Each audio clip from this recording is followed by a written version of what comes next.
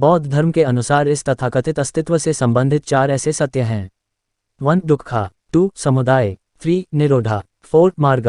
4 आर्य सत्य। बौद्ध धर्म के तथ्य संसार दुखों से भरा है। इच्छा सभी दुखों का मूल कारण है। कामनाओं पर विजय पाकर डक पर विजय प्राप्त की जा सकती है।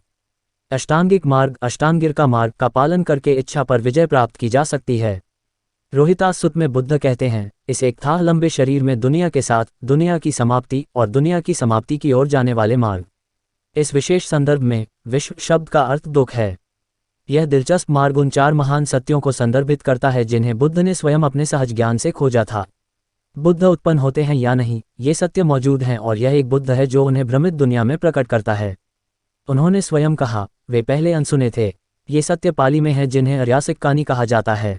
पहला सत्य दुख से संबंधित है, जिसे एक बेहतर अंग्रेजी समकक्ष की आवश्यकता के लिए पीड़ा या डक द्वारा प्रदान किया जाता है। एक अमूर्त सत्य के रूप में दुखा का प्रयोग अवमानना और शून्यता के अर्थ में किया जाता है।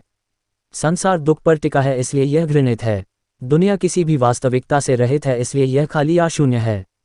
एक आर्य के लिए सारा जीवन दुखदायी होता है और वह इस संसार में कोई वास्तविक सुख नहीं पाता है जो मानव जाति को मायावी सुखों से धोखा देता है। दुख के इन 4 अपरिहार्य कारणों से कोई भी मुक्त नहीं है।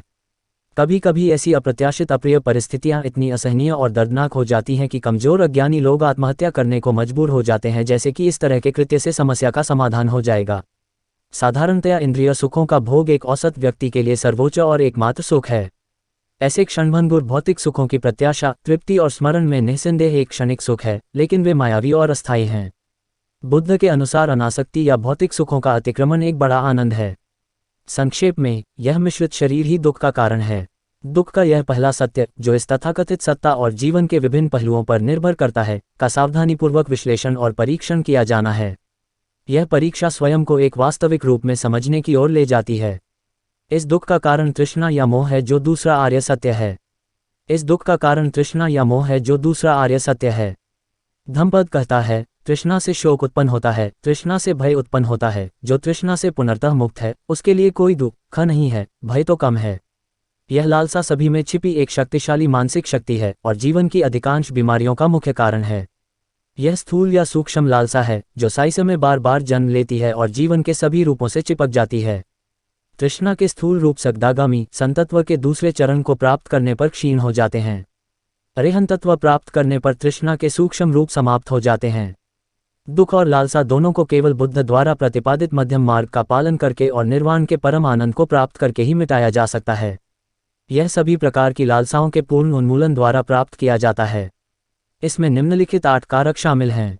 1 सही समझ सम्मा दीहि। 2 सही विचार सम्मा संकप्पा। 3 सही भाषण सम्मा वाका। 4 सही कार्य सम्मा कमंता। 5 सही आजीविका सम्मा अजीव। 6 सही प्रयास सम्मा वायमा। 7 सही दिमागीपन सम्मा सती। 8 सही एकाग्रता सम्मा समाधि।